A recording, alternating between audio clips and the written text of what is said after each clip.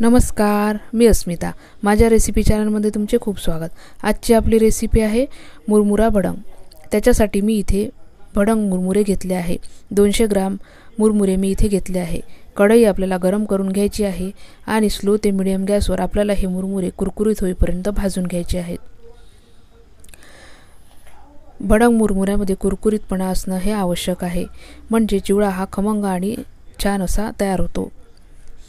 भडंग मुरमुरे जर नसतील तर तुम्ही साधे मुरमुरे तुमच्याकडे अवेलेबल असतील ते तुम्ही वापरू शकता. आणि कुरकुरीतपणा येईपर्यंत याला आपल्याला भाजून घ्यायचं आहे. 5 ते 7 मिनिटात मुरमुरे हे भाजून तयार होतात.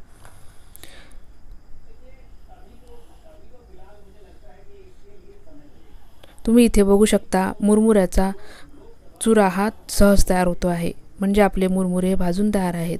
आता आपण फोडणी तयार करू. त्याच्यासाठी 1 टेबलस्पून तेल मी इथे घेतले आहे आणि तेलामध्ये 1 वाटीभर शेंगदाणे आपल्याला तळून घ्यायचे आहे. शेंगदाणे आवडीप्रमाणे आपल्याला इथे वापरायचे आहेत. शेंगदाण्याचा कलर हा चेंज झाला आहे. फार करपू न देता आपल्याला शेंगदाणे हे तळून घ्यायचे आहेत. ते आता आपण बाजूला काढून घेऊ.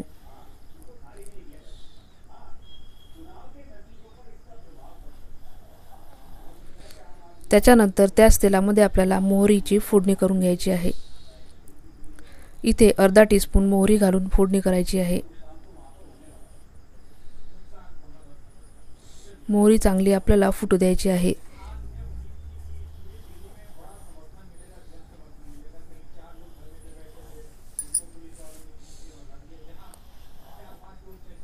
मोहरी चांगली फुटून तयार आहे. आता इथे 10 ते 12 लसणाच्या पाकळ्या मी कट करून घेतल्या आहे. मीडियम साईजच्या लसणाच्या पाकळ्या मी इथे बारीक कट करून घेतल्या आहेत. आणि लसूण पाकळी आपल्याला सोनेरी रंगावरही तळून घ्यायची आहे. लसूण पाकळीमुळे खूप छान स्वाद ह्या चिवड्याला येतो. लसूण फार करपू द्यायचा नाही. हलका सोनेरी रंग आला की आपल्याला गॅस इथे स्लो करायचा आहे.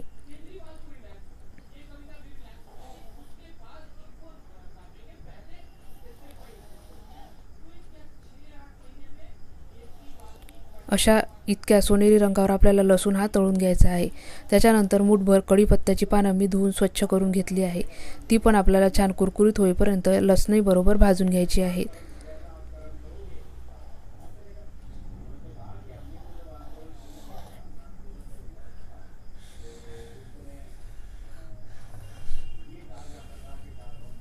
लसूण आणि कढीपत्ता हा छान कुरकुरीत असा भाजून तयार आहे. त्याच्यानंतर अर्धा टीस्पून हिंगाची पावडर मी इथे घातली आहे. इथे गॅसची आज आपल्याला स्लो ठेवायची आहे, म्हणजे आपले मसाले करपणार नाहीत. आणि इथे 1 टेबलस्पून मी इथे कश्मीरी मिरची पावडर वापरणार आहे, म्हणजे भडंग तिखट होणार नाही. चव आणि रंग दोन्ही पण आपल्या भडंगला छान येईल, म्हणून कश्मीरी मिरची पावडर इथे वापरायची आहे. चवीप्रमाणे मीठ घालायचे आहे. आता तळून घेतलेले शेंगदाणे फोडणीमध्ये आपण मिक्स करून घेऊ. आता आपल्याला इथे गॅस बंद करायचा आहे. फोडणी आपली गरम आहे आणि गरम असतानाच आपल्याला संपूर्ण भडंग मुरमुरे जे भाजून घेतले होते ते फोडणीमध्ये मिक्स करायचे आहे.